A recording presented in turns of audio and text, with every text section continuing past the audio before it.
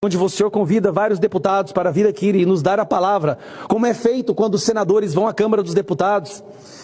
Eu fico muito indignado ao ver uma pessoa da sua estatura, da sua honra, se receber uma ligação de intimidação para tentar censurar as pessoas que o senhor convidou para participar aqui.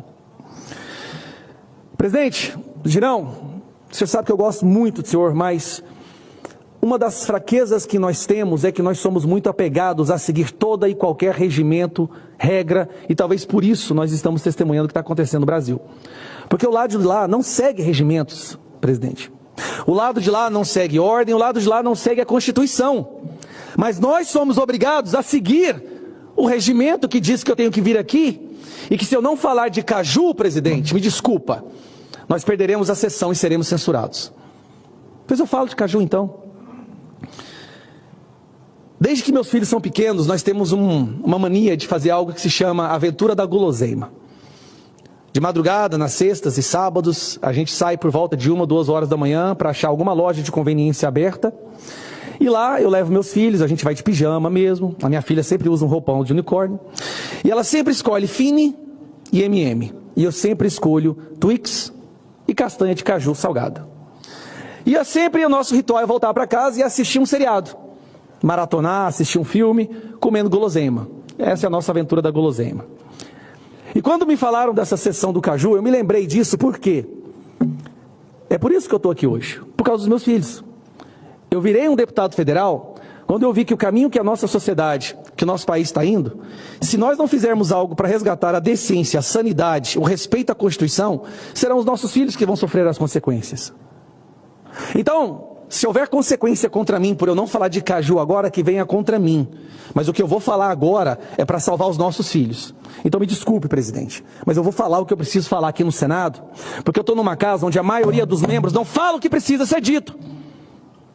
O Senado foi criar para dar estabilidade no país, para ir atrás daqueles que abusam do poder. Um Senado que foi criado para coroar e destituir reis, hoje coroa um ditador. Porque pela não ação dos membros desse Senado, hoje nós temos medo de participar de um grupo de WhatsApp e dar um joinha, de compartilhar uma coisa nas nossas redes sociais. Todas as vezes que o Senado deixou de agir, mais um tijolo foi colocado nesse império ditatorial que se consolida no Brasil. Então, se eu estou fazendo algo aqui hoje, é chamando o povo brasileiro a olhe para os senadores. Se nós estamos assim hoje, é porque a maioria dessa casa, dos membros dessa casa, se acovardaram diante de uma pessoa que tem na mão uma caneta que pode colocá-los da prisão. Mas ter medo de prisão em um país que nós já estamos presos? Se engana quem acha que está livre nesse Brasil, presidente. Não é porque você pode ir levar o seu corpo de um ponto A para um ponto B, não quer dizer que você não esteja preso. Nós estamos em um país prisão. Perdendo a nossa voz, onde a Constituição não é respeitada, onde dia após dia irregularidades são cometidas e os senadores que poderiam fazer uma coisa nada fazem.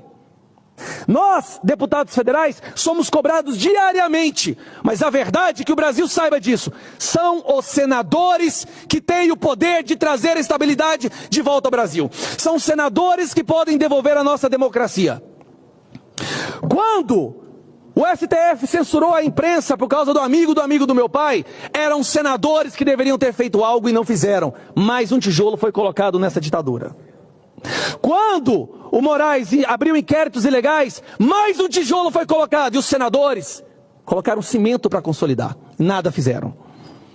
Quando tem alguma votação, uma PEC ou um PL, e o STF interfere, e os senadores não fazem nada, mais uma vez a nossa ditadura está sendo cada vez mais consolidada. Tem exceções? Sim, nós temos exceções, presidente. Nós temos vários senadores que são guerreiros, mas ainda não fazem a maioria da casa, que precisam da nossa ajuda, e esses senadores inclusive estão aqui agora, muitos deles.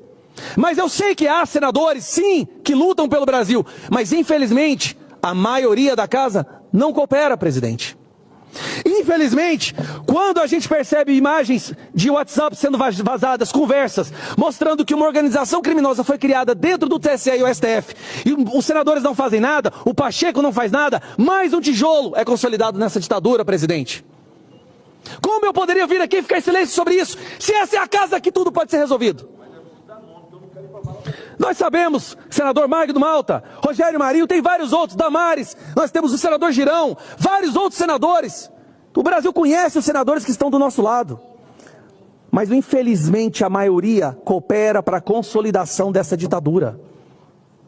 O povo brasileiro tem que focar agora em cobrar os senadores para que prisões preventivas intermináveis não aconteçam novamente. O povo brasileiro tem que voltar a cobrar os senadores para que as nossas redes sociais não sejam derrubadas ilegalmente. Nós chegamos num nível que nós não sabemos mais o que fazer, Van Hatten. O que mais nós podemos fazer? Que PEC, que PL, não adianta. Se a gente propõe uma PEC, um PL, vai ministro do STF ligar senador ameaçar, ligar para deputado federal ameaçar, como que a gente aprova alguma coisa? Ameaça de prisão. Nós não podemos legislar, presidente. Nós somos eleitos para legislar. Quando a gente tenta criar uma lei para resgatar a decência, a democracia, lá vem ligação do STF. Interferência direta nas nossas ações. Um homem morreu na prisão, gente. Um prisioneiro político morreu na prisão. Uma família perdeu o marido, o pai, porque ele foi preso politicamente. Aí eu tenho que vir aqui e falar de caju? Vocês estão de brincadeira comigo? Não só nós estamos numa situação onde um membro do STF, ele é vítima, acusador, investigador e juiz, como nós tivemos agora recentemente o caso da família Montalvani, onde não só não era vítima, o laudo pericial saiu agora, onde o filho dele deu um tapa na cara, deu um tapa na nuca do cidadão. O cidadão leva um tapa na nuca do filho do ministro do STF, e depois a família é investigada, Polícia Federal invade a casa, os bens são apreendidos, a vida é destruída. Então não é só vítima, acusador, investigador e juiz, não. É agressor, acusador, investigador e juiz. Senadores, pelo amor de Deus, que legado nós vamos deixar para os nossos filhos? Eu posso até ser preso, mas eu garanto que minha filha e meu filho vão ter orgulho de mim até o último dia da vida deles. Isso poderá ser dito pelos filhos de todos os senadores dessa casa? Isso poderia ser dito pelos filhos do Pacheco? Eu tenho certeza que não. Eu vim para cá essa semana, presidente, deixando organizado, pelo menos a parte financeira para a educação dos meus filhos. Olha o nível que a gente chegou.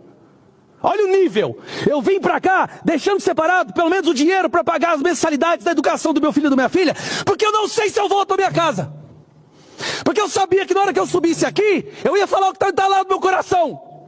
Só que o que está entalado no meu coração, que é viver numa democracia, liberdade de expressão sendo respeitada, hoje é crime. Presidente, e aí? Onde isso vai parar? O que mais? As pessoas estão perdendo a esperança até de ir para as ruas.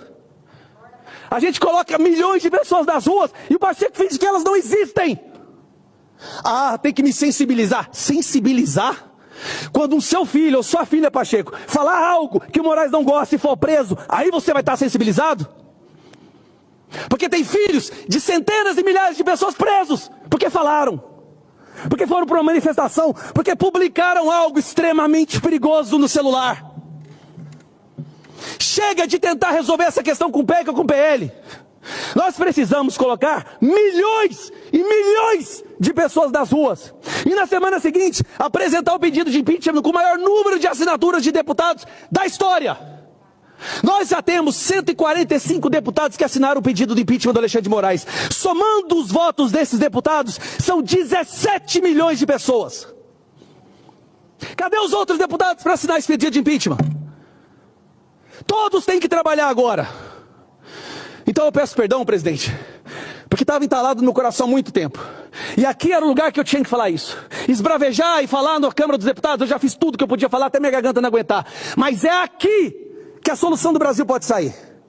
E me desculpe se o fato de eu ter falado o que eu falei possa lhe causar alguma retaliação do Pacheco, provavelmente virá. Mas todo o sacrifício que o senhor está fazendo, todo o sacrifício será pago. Será pago com a gratidão do povo, ao contrário da vida dele, que hoje não pode ir numa padaria. Não existe discurso de ódio de pessoas que amam esse país e só querem viver numa democracia. O que vocês escutam aqui é a voz de uma pessoa indignada, porque a gente está vendo a nossa Constituição ser desrespeitada, pessoas inocentes sendo presas. Eu não posso me indignar mais? Então, presidente, para concluir, eu gosto de caju. Espero que falar isso impeça o senhor de ser penalizado pelo que está acontecendo, presidente. Obrigado. Muito obrigado.